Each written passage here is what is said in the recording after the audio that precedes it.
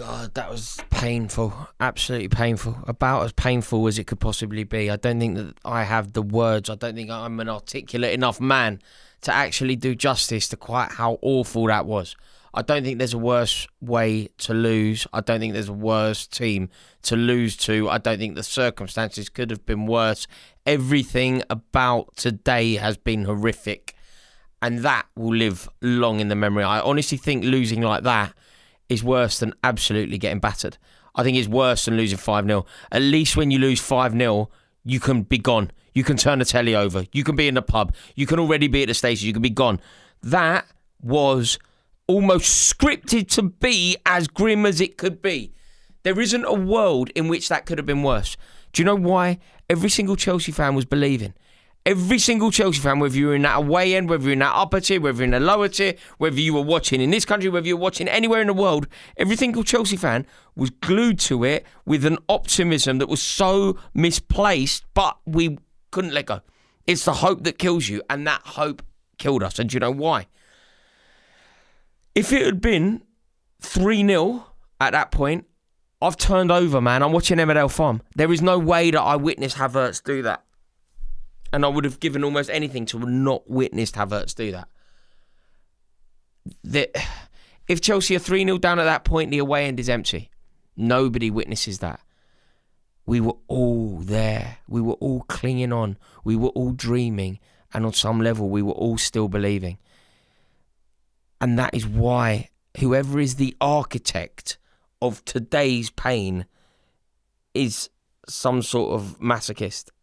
Because it honestly just couldn't have been worse. It just couldn't be worse. For it to be Havertz as well, like, I was dreaming. When you saw him go round the keeper, I was like, oh mate, please do a Ronnie Rosenthal. Please do a Fernando Torres in front of the Stretford end. Please, I beg you, even if we don't go through, even if we don't find the goal, please now, just fall over or make a pig's ear of it or hit the bar or chip it over the crossbar, something. Yeah, that was horrific. Honestly, watching Arsenal progress to Wembley is just awful.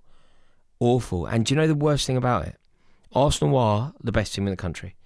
They are undoubtedly the best side in the country. They are undoubtedly going to win silverware this year. But tonight they were beatable. Tonight, if we had been brave, if we had gone for it, it could have been so different. We could have found a way. And I'm heartbroken. And I have to put this out there now to Arsenal fans, I guess. It's the honourable thing to do. It's a fair thing to do. If any Chelsea fan tries to position the League Cup as being only the League Cup, or tries to be sneery towards this competition, or tries to maybe rise above it, I just don't subscribe to that. And as a club, we don't subscribe to that. That's not who we are. This piece of silverware matters. This piece of silverware is huge. I am incredibly jealous that Arsenal might win this competition. I'm incredibly jealous that Arsenal will be going to Wembley. I'm incredibly jealous that Arsenal knocked us out in a semi-final, winning at Stamford Bridge like that. Yeah, they won home and away. They won home and away. It's so bad.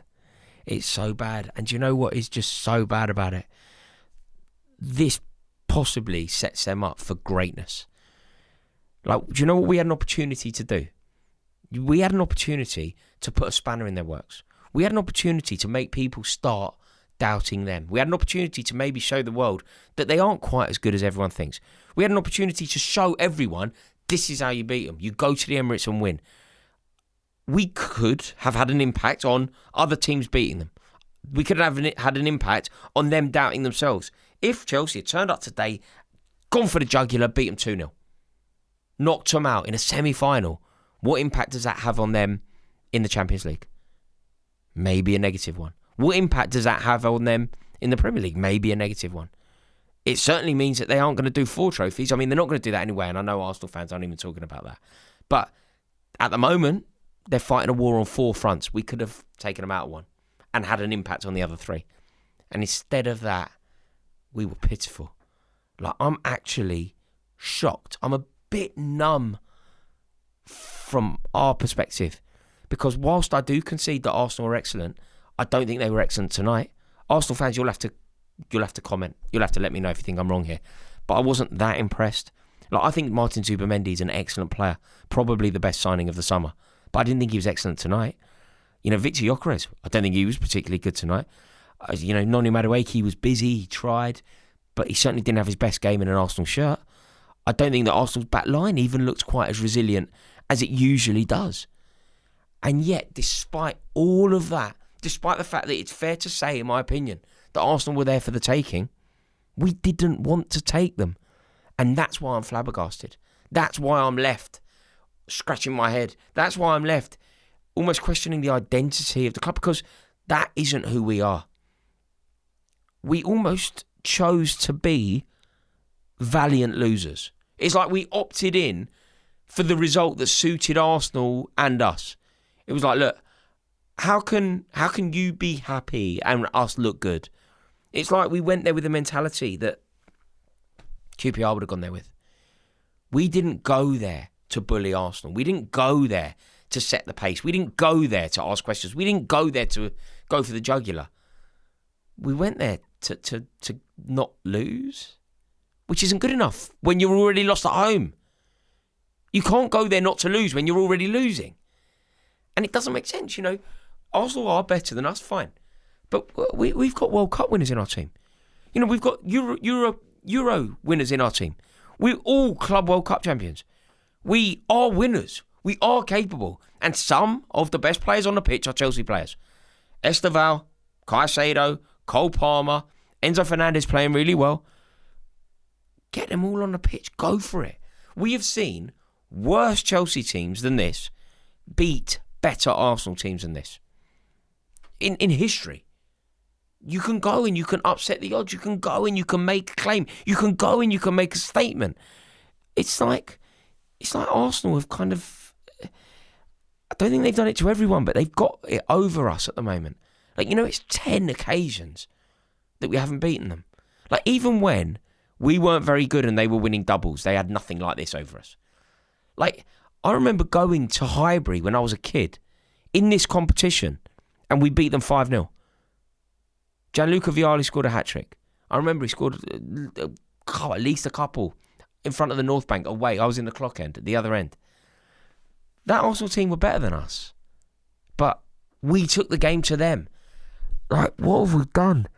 And now we've allowed them the opportunity to, I think, win the league. I think you can extrapolate from the cup final that they're going to win.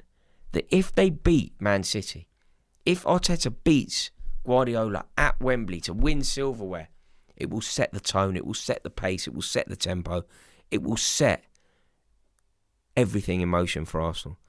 They will win major silverware if they win this competition. The only thing lacking from this Arsenal team is the proof that they can get over the line.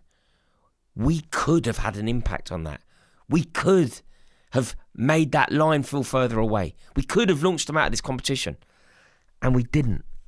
And isn't it typical that it's Havertz? It just was always going to be Kai Havertz. It was just almost a guarantee. And like I say, when I was talking about it being the worst possible defeat, worst possible circumstances, every single metric that makes it the worst possible outcome happened. Obviously, Kai Havertz scores a winner. He didn't even have the courtesy to lay it off to Martinelli, who is less offensive to me. He didn't even have the courtesy to... I don't know, I wouldn't expect him not to celebrate, really. But yeah, it's just horrific. I find Kai Havertz such a Judas. I really do. And I know that that's probably me being juvenile, and I know that's probably me being tribal, and I know that I'm not even really making a competent argument. But I just don't like the bloke. I really don't. And now, this is a low moment. I don't even know if Arsenal fans have ever stooped this low. Arsenal fans, have you ever had to make a pact with someone else this early in the season? Towards the end of the season, if, when Tottenham were going for the league, Arsenal and Chelsea fans would have been, married, effectively, hoping Leicester would win the league. So you make your pacts. That was late in the season. Certainly wasn't this early. Like, we have just touched February, and I'm basically a Man City fan, and they're rubbish. They're rubbish. Like, they're as rubbish as we are. Not that bad, but you know. Like, I basically now have to adopt a Mancunian for every video. Be me like that. All right, mate. Yeah, just been down a Kipax, mate. Just talking about Steve Lomas. That's gonna be me. I'll be doing the Poznan. On this channel because Arsenal are one of our biggest rivals. Their form at the moment makes them more significant. It almost makes them a bigger rival. And painfully, they are brilliant. You can just feel that there's an inevitability about them. They feel like winners. Even when things don't go well, even when they don't play well, they find a way. And tonight is an example of that. It's an example of being an elite level team. You don't play well. You're playing a team that are capable in theory. But you never really get out of second gear. You don't play well. You probably don't deserve the win, and yet you get the win. Dragging your team to victory that arguably you don't deserve. I mean, it's what Didier Drogba did so well for us. We wouldn't play well. We'd go to Arsenal. We played you fairly recently in the Cup, didn't we? Do you remember Azpilicueta scored? We had 9,000. I was there. I was in the upper tier. We didn't play particularly well that day, but our big players just dragged us to the victory. You find a way. And that's what Arsenal are now. And simultaneously, the way that Arsenal were almost unrecognisable from that period where they went, 9 years without a trophy. I feel like we're just a shell of the team that we used to be. A shell. And I'm flabbergasted with our approach. I'm like left numb by it. It was cowardly. It was like, you have the opportunity to go there and fight Arsenal. Even if you don't win, fight. Land a knockout blow, maybe. Maybe you get knocked out in the process. What's the worst that can happen? You go out of the cup. Go there the way that we went there. We went there and we basically went, Arsenal are good. Back off. Arsenal are better than us. Back off. Arsenal is a white flag. It was timid. It was small time. It was small mentality. Oh, God. And then Havertz gets a winner. In the worst possible way. Because we're all watching. Good night.